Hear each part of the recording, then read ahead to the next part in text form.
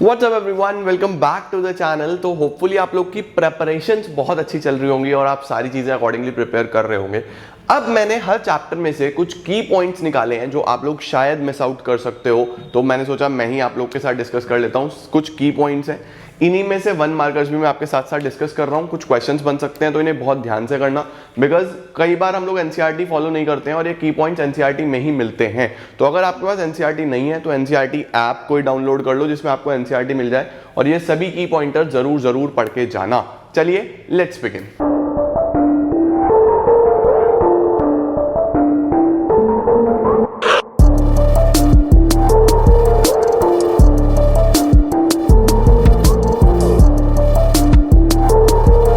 तो गाइस शुरू कर रहे हैं हम लोग मार्केटिंग के साथ। तो सबसे पहले मार्केटिंग एक ऐसा चैप्टर है, बड़ा चैप्टर है, तो मैंने इसी के की पॉइंटर से शुरू करा।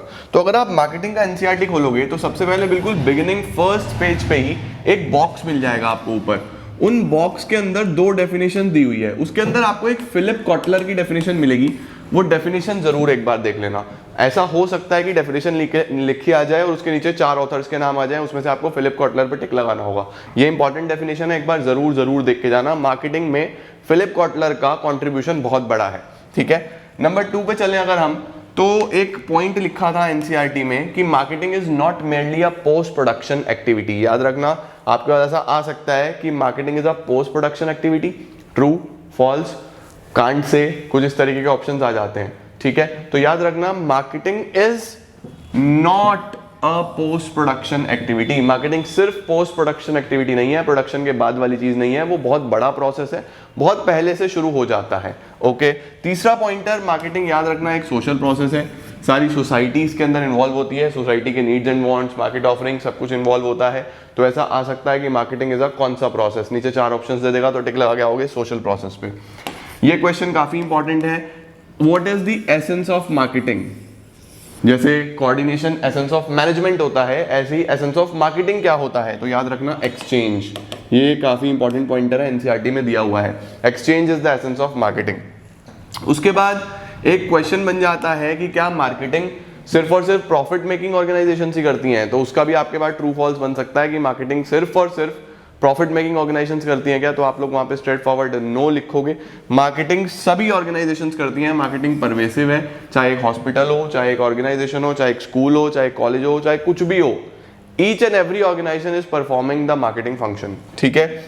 एक टेबल है पूरा का पूरा आपके एनसीईआरटी में, व्हाट कैन बी मार्केटेड, क्या क्या मार्केट हो सकता है। ये टेबल मोस्ट इंपॉर्टेंट है, this table is most important. तो इस पूरी टेबल को, उसके अंदर आपको दिखेगा goods, services, experiences, places, ideas, बहुत सारी चीज़ें दी हुई हैं। तो इस टेबल को बहुत अच्छे से एक बार गो थ्रू कर लेना, बहुत अच्छे से। ये सारे लास्ट मोमेंट टिप्स हैं, तो मैं बता रहा हूँ, ये काम आएंगी, रटना नहीं होता, बस लास्ट मोमेंट पे गो थ्रू करो। एमसीक्यू मिला, टिक कर देना। हु इज अ मार्केटर, बहुत इंपॉर्टेंट टॉपिक बनता है कि एक मार्केटर कौन है। कई बार बच्चे इग्नोर कर देते हैं और वहां लिखा आएगा कि सेलर, तो आप टिक कर दोगे कि हाँ सेलर तो मार्केटर होता है, लेकिन ऐसा नहीं होता। एनीबडी, कोई भी individual who takes more active part in exchange, जो ज्यादा एक्टिव पार्ट प्ले करेगा एक्सचेंज में, उसको मार्केटर बोलते हैं। देखो यार, एक नॉर्मल सिनेरियो में तो सेलर ही होता है मार्केटर, कि अगर मैं कुछ माल बेचना चाहता हूं तो मैं ही मार्केट करूंगा उसकी। बट बहुत सारी ऐसी चीजें होती हैं जो शॉर्ट हो जाती हैं, कई बार इकोनॉमी में बहुत सारी चीजें शॉर्ट हो जाती हैं, तो फिर बायर ज्यादा एक्टिवली पार्टिसिपेट करता है कि यार मुझे दे दो, मुझे मिल जाए। बायर अपने एफर्ट लगा रहा होता है, तो उस केस में मार्केटर कौन हुआ? बायर बन गया। तो याद रखना, बायर भी मार्केटर हो सकता है, सेलर भी हो सकता है। Anybody, any person who takes more active part in the process of exchange, उसको मार्केटर बोलना है, ठीक है। फिर फिलॉसफीज के कुछ की पॉइंटर्स हैं, 5 फिलॉसफीज आपको पता है, production, product, selling, marketing, societal. Production की बात करें तो याद रखना, ये कब ज्यादा चलता है? जब डिमांड ग्रेटर देन सप्लाई हो।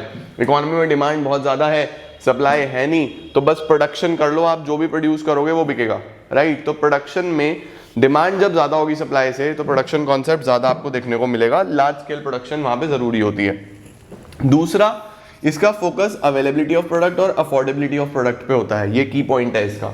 अवेलेबिलिटी, जब आप लार्ज स्केल में प्रोडक्शन करते हो तो प्रोडक्ट अवेलेबल रहता है, दूसरी बात सस्ता पड़ता है। तो अवेलेबिलिटी, अफोर्डेबिलिटी दोनों प्रोडक्शन में होती है, राइट। फिर मैंने प्रोडक्ट से कुछ की पॉइंटर देखा।